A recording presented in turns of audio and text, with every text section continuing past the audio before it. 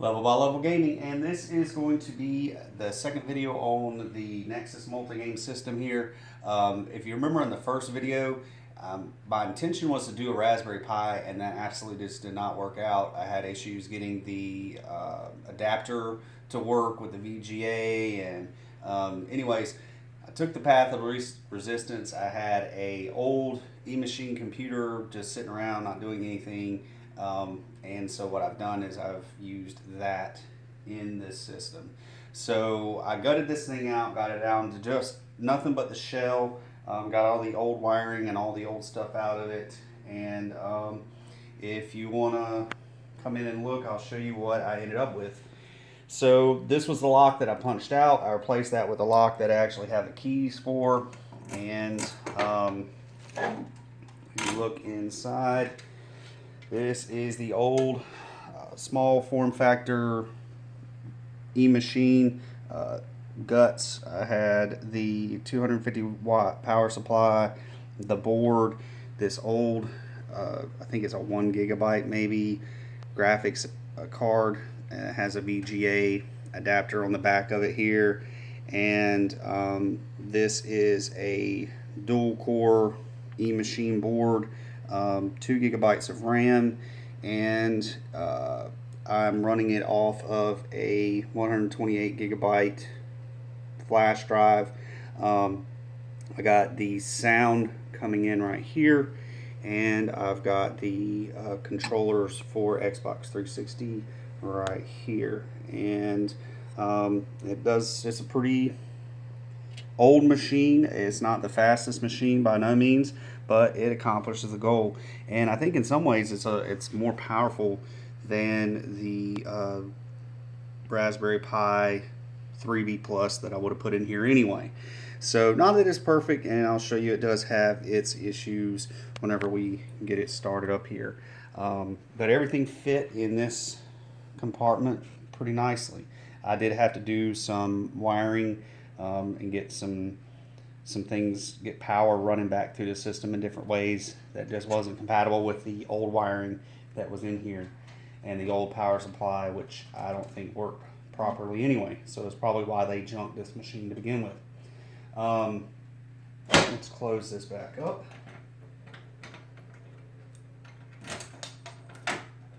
Alright, so you'll see what this is for here in a minute, but on the top here I've put a little shelf here, and that's because if you look in this compartment here, which when I went to knock this lock out to figure out what I was going to do with this compartment, once I got the chisel in here and started to turn it, it actually turned it enough to open it up, so I didn't have to strip the whole lock out. I can just use the tip of the key that I use up top, so I didn't have to try to match 2 locks to a key or have a key ring with 2 different locks on it, because I got a bucket full of locks that have keys to them that just came out of old machines and whatnot. But I don't mind just using the tip of the key and opening it that way. So in here I have this Kenter amplifier, the speaker cord. This is all original speaker cord that runs up and to the top where the speakers come out, and that's all wired in here. If you look over to this side, I have a little storage compartment with some Xbox 360 controllers. So we're just going to take one controller out. 2 controllers fit in here just fine with it all closed up, which is good for when I go to transport this thing. And I kind of makeshift this little panel that I can drop the controller out of. And whose idea was that? I have to give myself credit. yeah, you did. You said, why don't you take the controllers out of the front there? And that was a great idea. So I've got the amplifier where the coin slot was, so I can easily get to the volume on and off and turn it up and down, adjust it. And I got the speakers coming out of this little, the controllers coming out of this little panel in the front here. So I got storage for them. And if I take this thing up, I actually have like a little shelf that quickly I can just lay the controllers up whenever I'm done playing it. So this is now set up like a gaming kiosk. Two players can play, which is just fine because the screen isn't huge. I got to thinking about it. 4 players on any game on this would just not be that fun because of the screen size. Also, I didn't, because the computer isn't very powerful, I didn't put anything like PlayStation 1, Nintendo 64, stuff that just will run but doesn't run great. I put stuff on here that seems to run just fine. So this is Batocera running straight off of that 120 gigabyte SD card that's in there. And as you can see, I don't have any kind of favorites set up now, but it would tell you if I did right now, it says 0 games. Atari 2600, I've got 120 or 102 games, 5200. What was the total amount? I think it was 1500 and something. Yeah, you told me. 74 games for the 5200, 61 games, 88 games, Game Gear, Game Boy Advance. Anyways, we won't go through all that. There's like 1,500 games altogether. But I put all the old systems on here through the original Ataris. I put a lot of handheld systems on here. Game Gear, Game Boy Advance, Color, the Atari Lynx, Master System. Then we get into our consoles, your Master System, Genesis, Neo Geo, which quickly turned into one of my favorite systems on this little device, and Nintendo PC Engine. It comes with a shareware version of Doom, so I just upgraded all the original Dooms that would be PC ports are on there, Nintendo or Super Nintendo, and there you go. So it's 15 or so consoles and something like that, a dozen or so consoles. I can't exactly remember the number, and 1,500 games. So let's just go and look at some of these games running. And on this little screen, they actually look pretty decent. The one problem that I've had with this, and I don't know if it's because it's an old and slow computer, like I said, it's a dual core AMD, but I don't think it's 2 gigahertz. So it does have some problems every now and then, and it freezes. You'll see sometimes like with the wording, or if it did it really bad when these were video snapshots and not just screenshots here. So I don't have any video snapshots going right now because it would just, every time you would cycle down to another game, every couple of games or so, it would really like freeze the system up for a few seconds, and that got super annoying. So let's just try an Atari 2600 game here.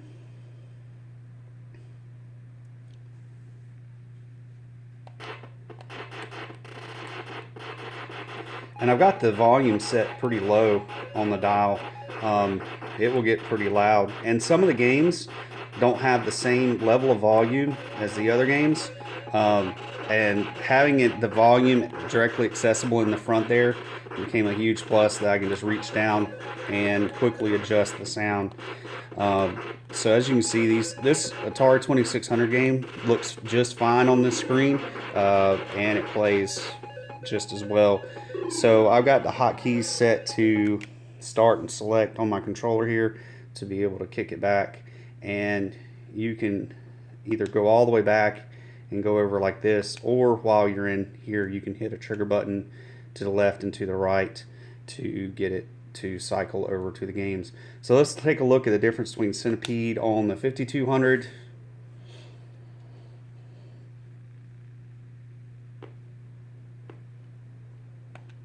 I mean, the graphics are a lot better, but the 5200 really just didn't gain any steam. It wasn't popular by no means, and it had a very small library. But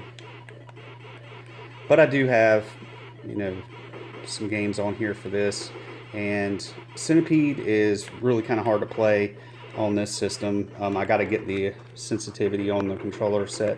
All right, let's go back and we'll compare let's see here. We'll compare the 7800 version of Centipede, which has been my favorite version on these consoles and is the most playable version.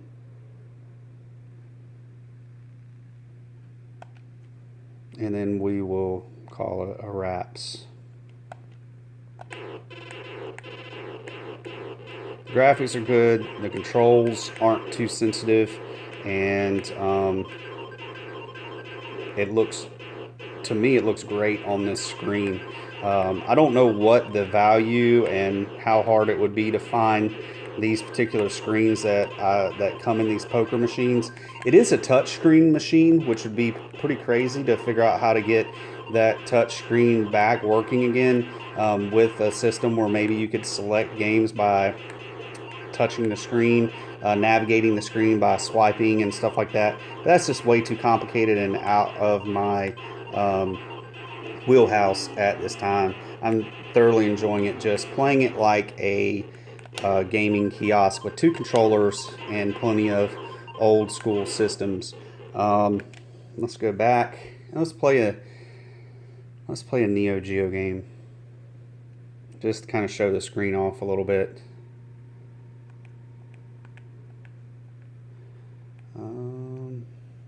Genesis, Neo Geo. There we go. All right, so let's just play.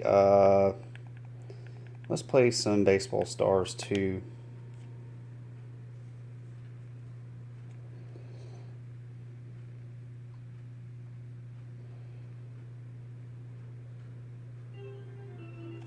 Have to cut that up just a little bit. See, that's a little bit lower than. The speakers are coming out of the top here, these two spots right here. So this is actually lit up. It takes a really weird, almost like a fish tank style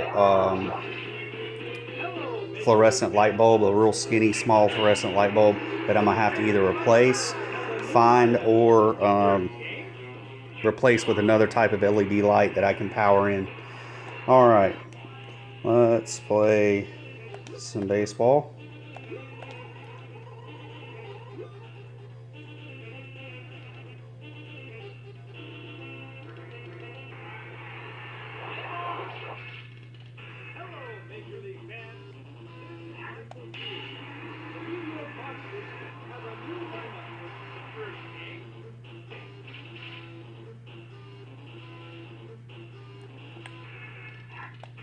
Oh, that was a really bad one. He threw it right at me. That could have been easily been a ball. Anyway, so that's just some gameplay here. I'm probably going to strike out here.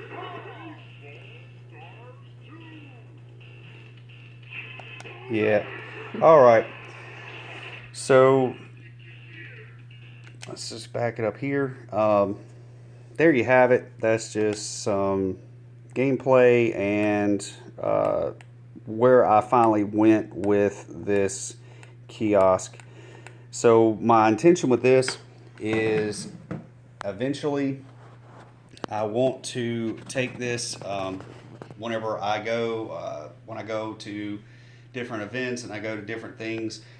I want to set this up as like a little kiosk station, maybe leading into the area where I want to set up like a row of screens, because eventually my intent is I want to have like a gaming tent that I can carry around, have an entrance coming in one side, uh, uh, different screens and different machines along the wall, some like the basketball hoops, stuff like that.